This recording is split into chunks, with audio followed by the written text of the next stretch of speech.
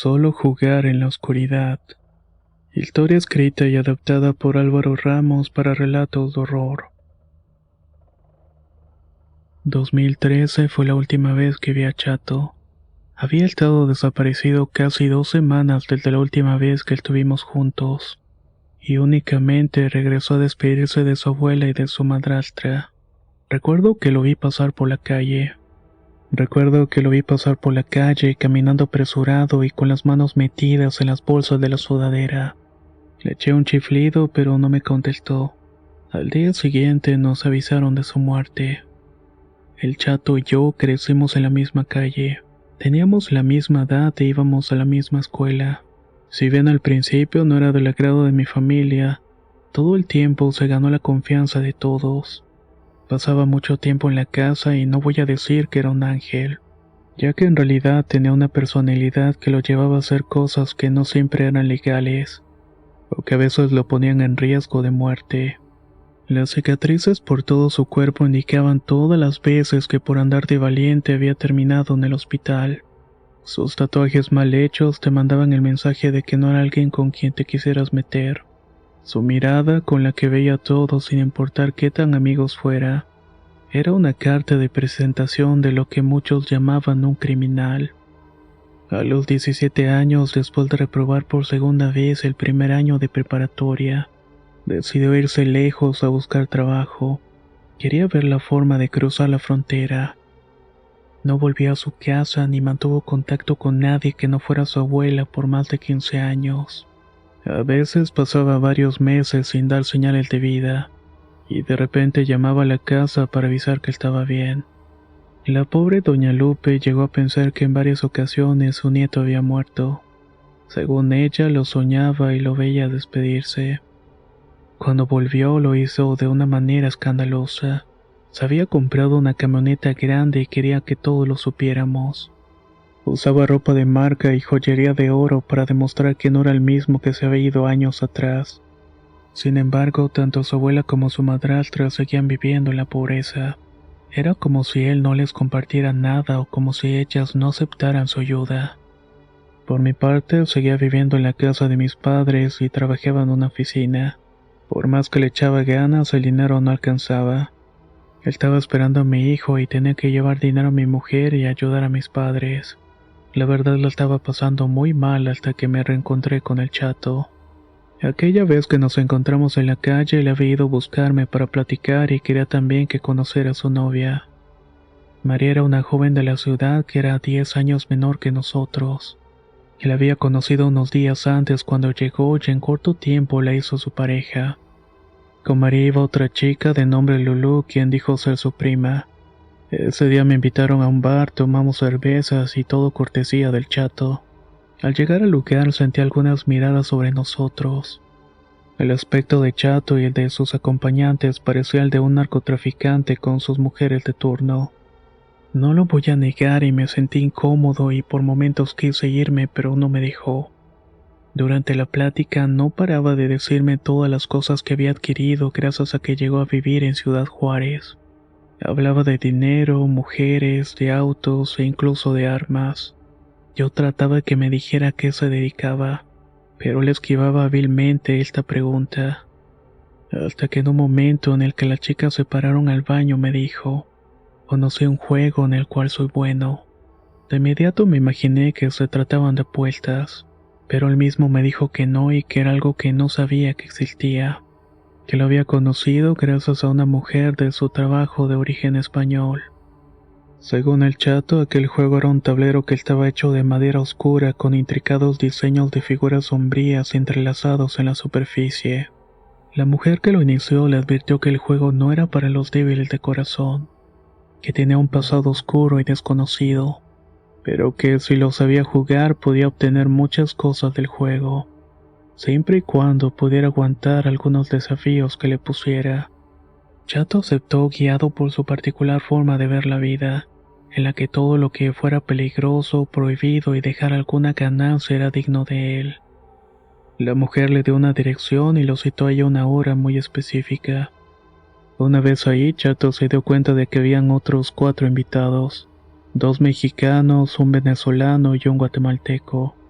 Los 5 habían sido invitados por personas diferentes que les prometían lo mismo que a Chato, todos atraídos por aquella jugosa ganancia. La primera vez que lo jugaron salieron de ahí sin nada.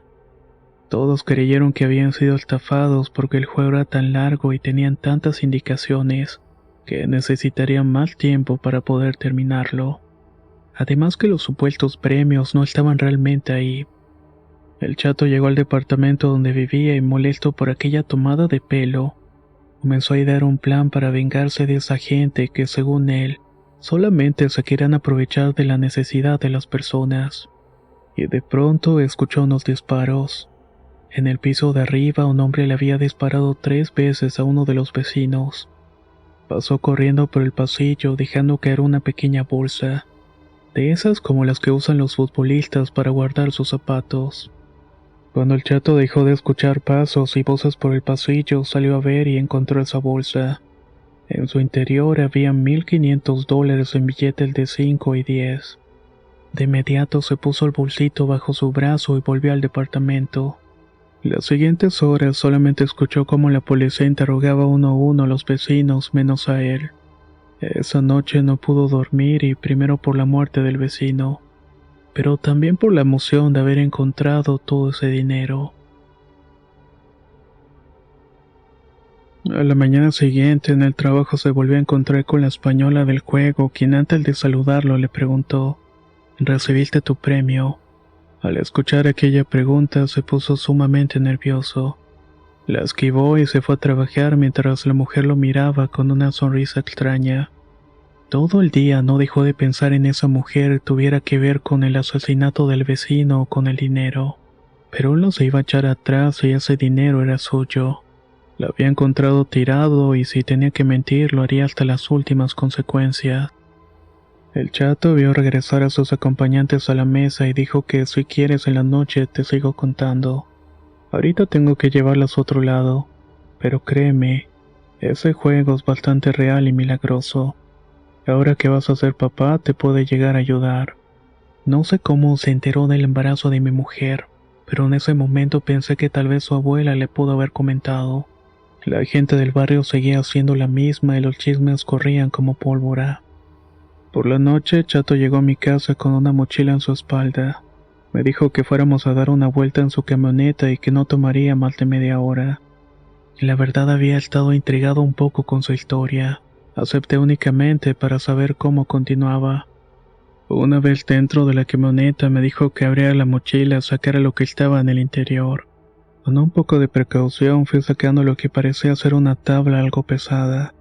Ahí me di cuenta que se trataba del tablero que me había descrito antes. Aquellas figuras talladas sobre la madera casi negra llamaban poderosamente mi atención. Sobre la madera había números, figuras de animales deformes y casillas con marcas extrañas. Al fondo de la mochila había una bolsa de terciopelo rojo. Tenía 6 figuras de madera que representaban los 4 puntos cardinales: el sol y la luna, y también había un dodecaedro con símbolos en cada una de sus caras. Eso es el juego que cambió mi vida y quiero compartirlo contigo, para cumplir la promesa que nos hicimos de algún día irnos de este barrio tan cochino. El Chato me contó la historia que le fue contada a él cuando se inició. Según la española que lo metió en esto, el origen de ese extraño juego es desconocido, pero data de varios siglos atrás. Comunidades de ocultistas que se escondían en los Pirineos comenzaron a experimentar con fuerzas oscuras. Poco a poco sus poderes y habilidades fueron esparciéndose por los alrededores. Rápidamente sus nombres se volvieron el blanco principal de la Inquisición, así que comenzaron a ser cazados poco a poco. Para perpetuar su poder y sus almas crearon ese juego que hasta cierto punto era parecido a la Ouija, pero tenía finalidades muy diferentes. Según ellos, deseaban comprender y manipular el miedo humano para fortalecer su poder.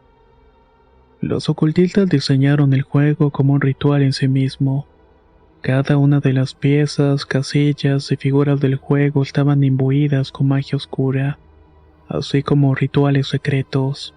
Ellos creían que si gente sin miedo podía ir pasando poco a poco el juego, podían conectarse con sus almas y que cada ritual que completaran Los ayudaría a que en algún punto los ocultistas creadores del juego volvieran al mundo de los vivos, obviamente dando a cambio grandes y jugosos premios.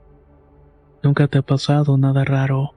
No se escucha tan inofensivo ese juego, le dije mientras observaba todos los detalles en el tablero. ¿Raro? Llevo toda mi vida peleando por sobrevivir.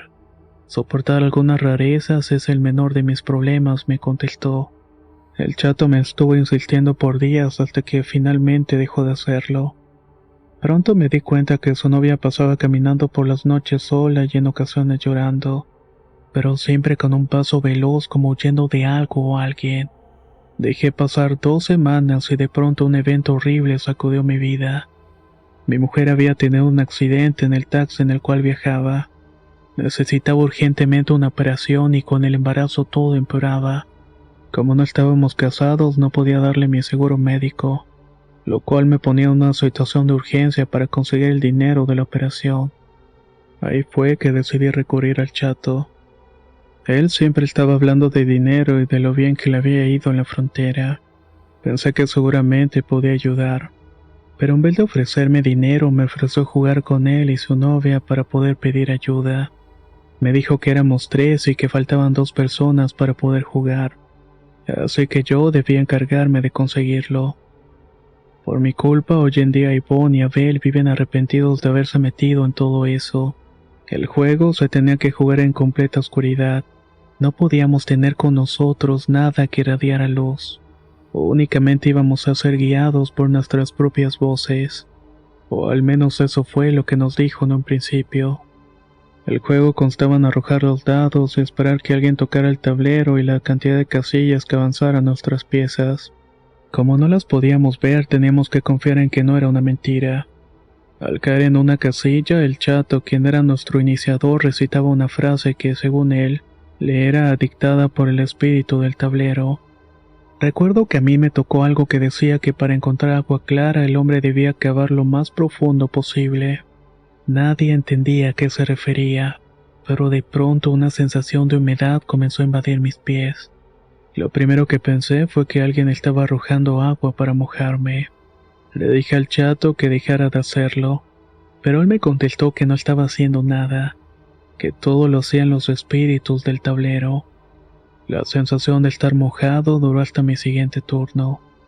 En esta ocasión, Chato recitó una frase que tenía que ver con sueños de niños que se convertían en realidad. Ni bien había terminado cuando Yvonne soltó un grito desesperado. Ella decía que alguien le había tocado la nuca y que le había pasado los dedos por el cabello. Juraba que había sido alguien de nosotros. Amenazó con irse si seguíamos espantándola. Lo extraño era que cuando ella le había tocado, la frase decía algo sobre sentir la mano de Dios justo encima de ella y salir de su cuerpo para poder sentir que estaba ahí. La cosa es que mientras más avanzábamos en ese tablero que no podíamos ver, la sensación de estar acompañados y el murmullo de voces se hacía presente. Todos estábamos sumamente nerviosos cuando de pronto la novia de Chato dijo: «Yo ya no quiero jugar. No sé quién es, pero me quiere meter la mano en la entrepierna». El Chato dijo que teníamos que aguantar y que ya habíamos avanzado lo suficiente como para poder comenzar a tener respuestas claras. Que no podíamos dejar a medias el juego, sería peor para nosotros. Aquellas amenazas de su parte fueron la excusa perfecta para que todos nos levantáramos. Y así a oscuras fuimos buscando la salida para salir de ese cuartucho de vecindad donde vivía la abuela del Chato. Antes de salir, el Chato preguntó: si tuvieran que matar a alguien que amenaza a su familia, ¿lo harían? Esa pregunta nos dejó pensando unos segundos, pero creyendo que respondiendo él nos dejaría en paz, todos contestamos que sí. A la mañana siguiente fue a visitar a mi mujer al hospital. Le quería decir que solamente había conseguido la mitad del dinero, pero justamente antes de llegar choqué con alguien en la calle y nuestras mochilas cayeron al piso. Al recoger la mía, seguí y cuando llegué al hospital me di cuenta que había tomado la mochila equivocada. La revisé y en su interior encontré la cantidad de 50,000 pesos, justo lo que me faltaba para poder hacerle la operación. Mi necesidad me hizo guardar el secreto y usar el dinero para salvar a mi mujer y a mi hijo. Sé que estuvo mal y hoy me arrepiento de eso, pues esa noche, cuando la operación había terminado con éxito, me avisaron que el vecino había muerto al caerse de la azotea. En ese momento no relacioné las cosas hasta que recibí la visita del chato. Me dijo que los premios del juego siempre iban acompañados de consecuencias, que la muerte del vecino era el precio por el dinero que recibí. Tú ayer dijiste que matarías a cualquiera que le hiciera daño a tu familia. Ese viejo siempre veía con ojos de lujuria a tu novia. Por su mente pasaban cosas tan asquerosas que no pienso repetir.